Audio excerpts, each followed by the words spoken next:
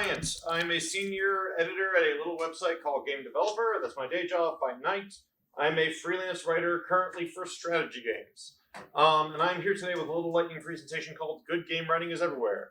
If you saw Good Games Writing Everywhere on the schedule, I'm sorry I sent the wrong name over because I was tired. Video games' relationship with writing is complicated. Games are hailed as the best medium for storytelling ever, and they're also called meaningless junk. Players glom to lore compendiums and make fan art of their favorite characters, but some studios want all of those things replaced by AI. I have even heard programmers and talented writers dismiss writing in games as meaningless. And it's all just like, after you hear all that, you kind of come to one point, which is, you come to a moment where you can either say, like, either this is worth something, or it's not. Of course, if you're a person who can handle nuance, maybe you're a little more in the middle. But for me, it just kind of, I felt like I kind of had to put my foot down somewhere, and I unconsciously found myself saying this over and over again, which is good game writing is everywhere.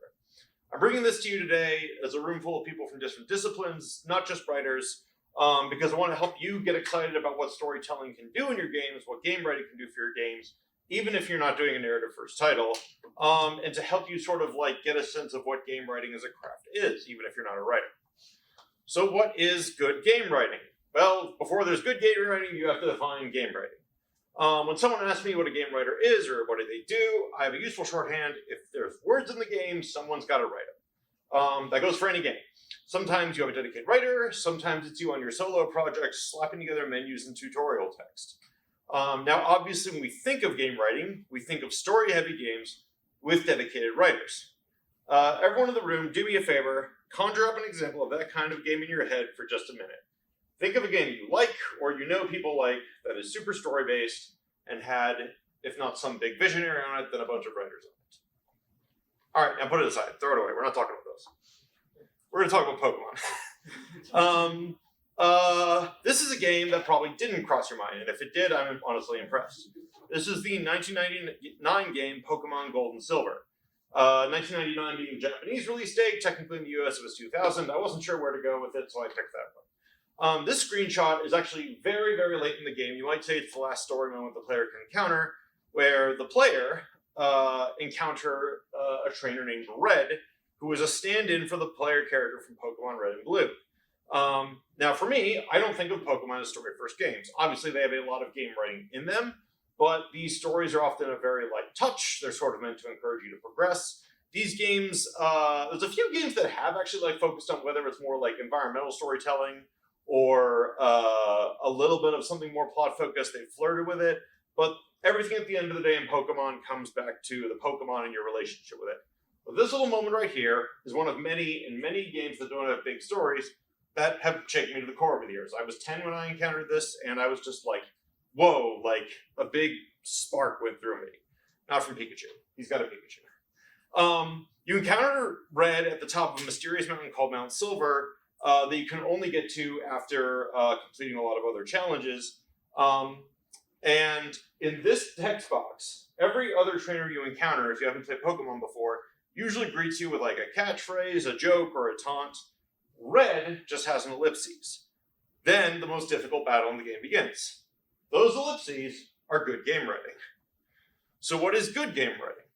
The first is that good game writing obviously has to be entertaining. These are all pretty subjective, by the way, and if you're ever working with a writer, you might find yourselves disagreeing on how some things are, so unfortunately trying to pin down what they are quantitatively for a qualitative kind of metric is hard. I'm sorry about that. But entertaining writing gets the player's attention. We all know attention is limited, so when you want to divert it away from gameplay or visuals, it's got to be really important. Second, this is educational. I put Fancy Anna McGill here because she was talking about this at the Q&A that Boston Indies hosted a couple weeks ago, and it hit me, and I'm like, right, that's a word that helps us figure this out. All game writing in one way or another is kind of instructional, even the least like tutorial-ish of it. Obviously the most tutorial-ish is super tutorial of it, but everything from like motivation to vibe are sort of meant to help the player figure out what the heck they're doing in this complex piece of software. This is educational because it's actually the opposite of all the other text I mentioned. Usually you get those jokes. Now you have the opposite of jokes. Your brain goes, oh shoot, this is not like all the other battles, this will be different. Third, This encourages the player to dream. To dream about the character of Red, if they're a kid who played Blue and Red originally, and now they're playing Gold and Silver, they have a relationship with who that's supposed to be. If they don't, there's still this ominous figure at the top of the mountain. They dream about what happened between the events of the game to contemplate the bigger version of the Pokemon world. And a little bit of them is like, whoa, I'm facing myself a little bit here. Those are things that scene can accomplish. Let's talk about dreaming. I'm using it here in a way that you've heard the words flow and immersion here before, which is to say it's a word that helps a lot and means a lot right up until it doesn't. So whether it's with this word, those other two words, the hero's journey, even though I'm pretty big on dreaming here today, like it's not the only mandate you have for creativity in your games. Like don't let it be prescriptive, I guess. I've been thinking a lot of dreaming because I've been on a David Lynch kick. As an artist, he recognized how film and TV are far from literal representations of reality, and their language often borrows from dreams. Games, even non-narrative ones, are pretty similar. When we dream, our brain sorts out all the emotional messages picked out throughout the day, and what follows is a bunch of images that are abstract but make completely sense when you're in there, and then crumble when the real world sets back in. Sight and sound drive emotions, which is obviously the principle of art and communication. When we sleep, we dream alone.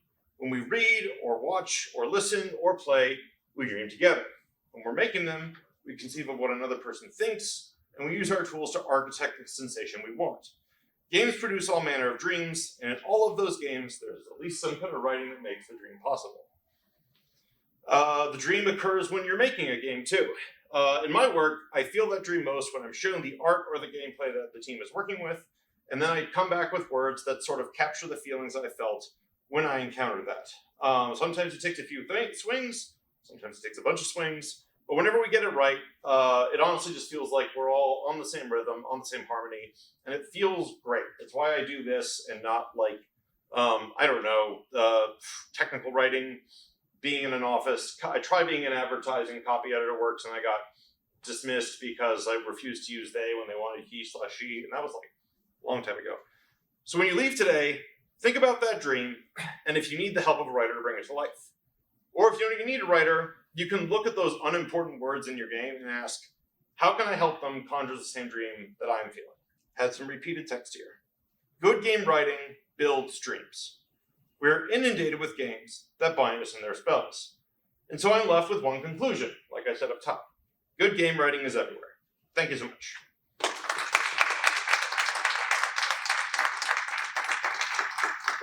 For more insight like that, this book, The Game Narrative Kaleidoscope from Inkle, disclaimer, I'm a writer in it, has a lot of little essay versions of this kind of talk. There's my email, there's my blue sky, and now the next speaker comes up.